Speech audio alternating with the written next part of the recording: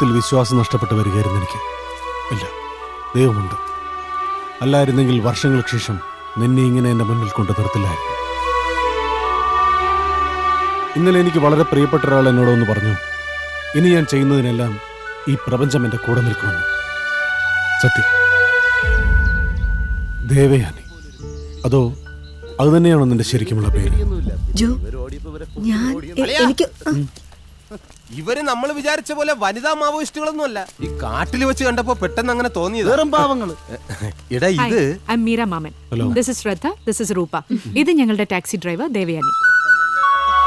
Taxi?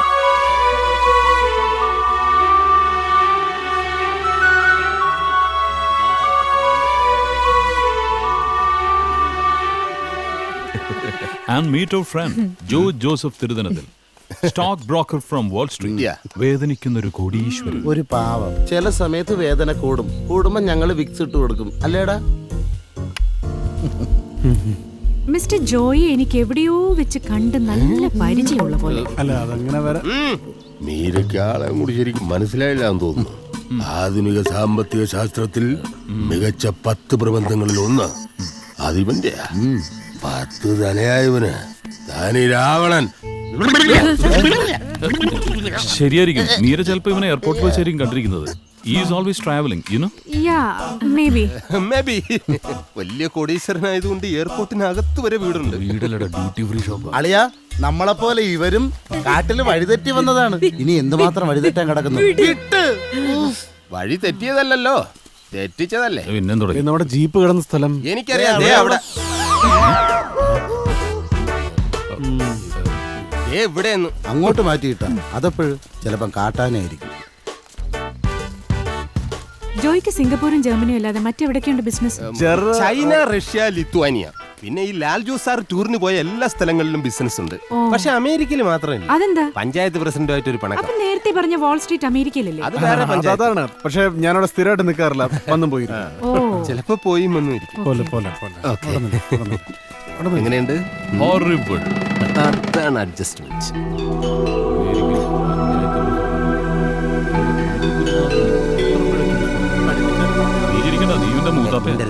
വന്നേ, പറഞ്ഞു കൊടുത്തിരിക്കുന്നു. എടാ, നീ ഒരു വലിയ ബിസിനസ്സുകാരൻ. നിനക്ക് ബിസിനസ് ചെയ്ത് മടുക്കുമ്പോ നീ ഈ ലോകത്തെ എല്ലാ കാടുകളും ചുറ്റി സഞ്ചരിക്കും. വാത്മീകിയെ പോലെ കൂടും കൂട്ടുമില്ലാത്ത ഒരു പ്രവാസിയുടെ ജീവിതം. ഇതൊക്കെ എന്നാത്തിന്? അവസാനത്തെ വഴി. ഈ മീരയുടെ അമ്മാവനാരാന്നറിയോ? എനിക്കറിഞ്ഞോ. MP Xavier Augustine. അതുകൊണ്ട് ഇവളുടെ ഒരു വാക്ക് മതി നമ്മളെ രക്ഷിക്കാൻ. Perfect alibi. അലീബി. ആ കൃത്യം. അതായത് അവിടെ ബാങ്ക് റോബറി നടന്ന സമയത്ത് നമ്മൾ ഈ കാട്ടിൽ ഇവരോടൊപ്പമായിരുന്നു എന്നുള്ളതിന്റെ തെളിവ്, സാക്ഷ്യം. അവളെ ഒന്ന് സോപ്പിട്ട് വീഴ്ത്തിയാൽ നമ്മൾ ഈ ഊരാ കുടിക്കുന്ന രക്ഷപ്പെടും. അതിന് സോപ്പ് പഴത്തിൽ. ഹലോ, എന്താ അവിടെ ഒരു ഗൂഢാലോചന? നത്തിങ്. ഞാൻ അങ്ങ് വരാം. ഞാനും വരാം. നീ വന്നേ. മാഡം, നിങ്ങൾ റിസർച്ചിന്റെ ഭാഗമായിട്ട് ബെഞ്ചാപുരയിലെ ടിബറ്റൻ കോളനിയിൽ പോവുകയെന്നല്ലേ പറഞ്ഞു? ഈ ജോയിക്ക് ടിബറ്റൻ ലാംഗ്വേജ് നല്ല വശമാണ്. He can be of great help. ആണോ? ജോ, please can you come with us? വേറെ ജോലി തിരക്കൊന്നും ഇല്ലെങ്കിൽ. ഇവൻ എന്തൊരു ജോലി? 1 കോടി ലാഭം കിട്ടുന്ന ബിസിനസ് ഒക്കെ ഉണ്ടെങ്കിലും അതെല്ലാം മാറ്റി വെച്ചിട്ട് അവൻ നമ്മളോടൊപ്പം വരും. അതാണ് നമ്മുടെ സുഹൃത്ത്. പണി പാളിനെ. നീയെ കൂടെ എന്നെ കൊടക്കി കൊടുക്കൂ. രക്ഷപ്പെടാൻ കിട്ടിയ ഒരു കച്ചിത്തുരുമ്പാണ്. നീ മിണ്ടാതെ വന്നേ. ആന ഇറങ്ങുന്ന സ്ഥലവാ. നിനക്ക് ആനയെ പേടിയുണ്ടോ? എനിക്ക് പേടിയില്ല. എന്റെ വീട്ടിൽ ആന ഉണ്ടായിരുന്നല്ലോ. എന്നിട്ട് ആന എവിടെ? അതിനെ ഉമ്മച്ചി കത്തിച്ചു കളഞ്ഞു. എന്തിന്? തടിയിലുണ്ടാക്കിയ ആനയല്ലേ, വിറക് തീർന്നപ്പോ കത്തിച്ച്. നടന്നു നമ്മൾ ശബരിമല എത്തിയ ശരണം വിളി കേൾക്കുന്ന. അത് ശബരിമല ശരണവിളിയൊന്നുമല്ല. ഇവിടെ അടുത്ത് എവിടെയോ ആയിരിക്കും ബഞ്ചാര പുൽമേട്.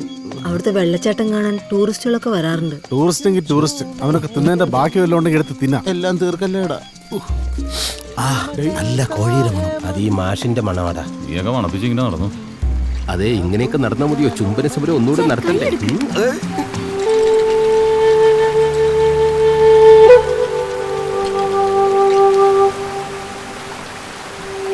नमस्ते जी, कौन है आप लोग? भाई साहब, हम इस जंगल में रास्ता गुम गया है. हमको हाईवे तक पहुंचने के लिए मदद कीजिए प्लीज. अबे इस रात को? हाँ. इस रात को वापस जाना मुमकिन नहीं है और बहुत डेंजरस भी है.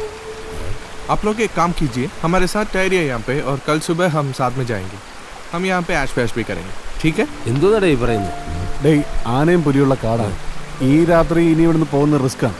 അവന്മാർ പറയുന്നത് എന്താന്ന് വെച്ചാൽ ഇന്ന് ഇവിടെ കിടന്നിട്ട് നാളെ രാവിലെ അവന്മാർ എന്തായാലും ഹൈവേയിലോട്ട് പോകുന്നത് നമ്മളെ കൊണ്ടെത്തിക്കാം. ഇവിടെ ഈ പെണ്ണുങ്ങള് കോഴി മദ്യം വേണ്ടേ? ഹേയ് ഇവിടെ കിടക്കുന്നുള്ളൂ. വേറെ നിവർത്തിയില്ല. ഇന്ന് എന്റെ നോമ്പ് മുറിയും. ഭായ് സാബ്, can we join you? Of course, you're welcome. അടിപൊളി.